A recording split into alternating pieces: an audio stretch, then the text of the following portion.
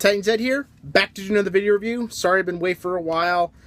The lack of finding any new figures in my city, combined with I've been a little under the weather for the past few days, has been kind of, leading to a problem not having video reviews. But I am back, and I have Age of Extinction stuff! Yes! Finally! I have been waiting for this line for a while. I've been very excited ever since I first heard Michael Bay was finally going to listen to the fans and put Dinobots in the movies, like he should have done 3 films ago. Alright, I'll give him 2 films ago, but come on! Dinobots! Awesome idea! But yeah. This is the Evasion mode Optimus Prime, which of course is based on the G1 flat-nosed cab. Yeah.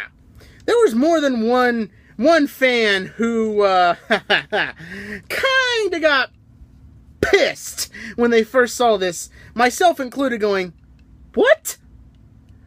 Namely because the engineers for the first Transformers movie said the reason why they couldn't do a flat-nosed truck for Optimus Prime is because they couldn't figure out how to fit the mass incorrectly for his legs and arms.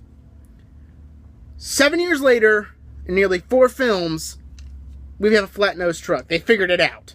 Really? But this is a very awesome figure, and in the back end, you can kind of tell what the back end is made of. But for the front end, other than the clear windows, it's pretty well hidden what this is. Now, there is a bit of an issue with the front windows, as that the silver lines don't match up completely. I can lead this to a fact that they are stuffing pretty much Optimus Prime's chest, head, and arms inside this cab, and his legs are the only thing that are sticking out. The fact they managed to push that all in without having to do a ton of parts forming is impressive. Now, one thing I do want to talk about before we get into robot mode.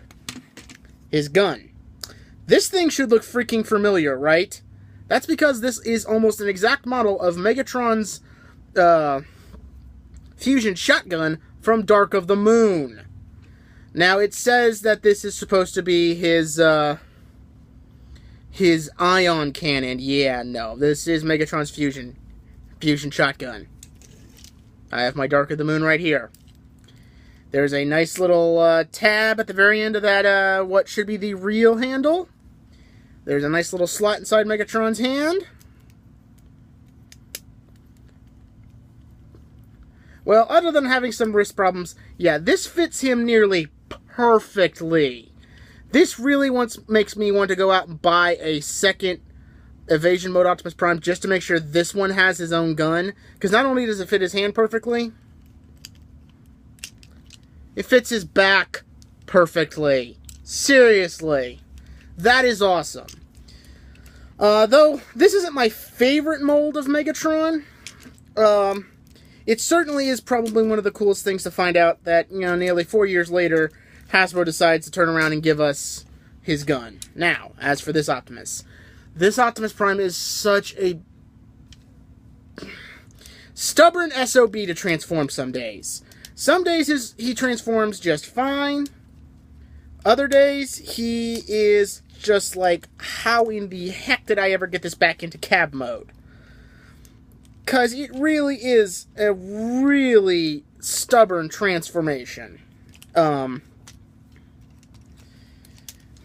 you have to be careful, because there's going to be times when you're moving parts around that feels like you're breaking something. So, yeah. I am impressed on how much they managed to actually make this look like the movie Optimus Prime, with as little space as they had. Even right down to giving him his smokestacks on his body, even though technically the cab mode only has the one smokestack. Close that up.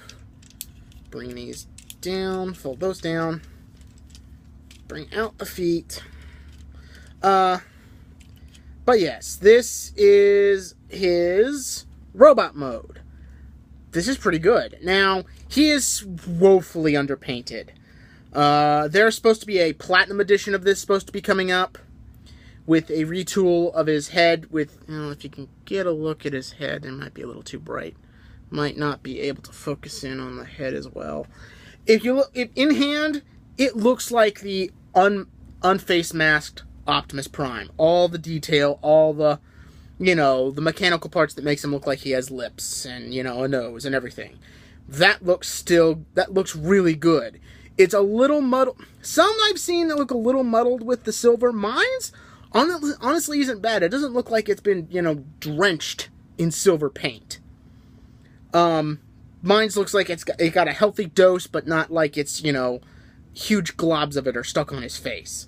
So, mine's looks pretty good. I have seen others that are a little less good. If my only complaint is, he is, like I said, woefully underpainted. These should be a different color. His shoulder panels and his little, in the little cylinder things here on his shoulder should be a different color. His feet need to be a different color. There's supposed to be a platinum version of this coming out soon, which is supposed to have also his faceplate closed. Like I said, if I can get that one, this gun's probably going to go into Megatron's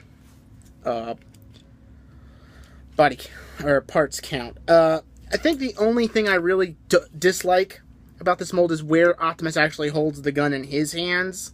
That is way too far back. And it's the same problem I actually had with the Dark of the Moon Voyager Optimus Primes, because at times I've given him this gun because it looks a little bit more G1.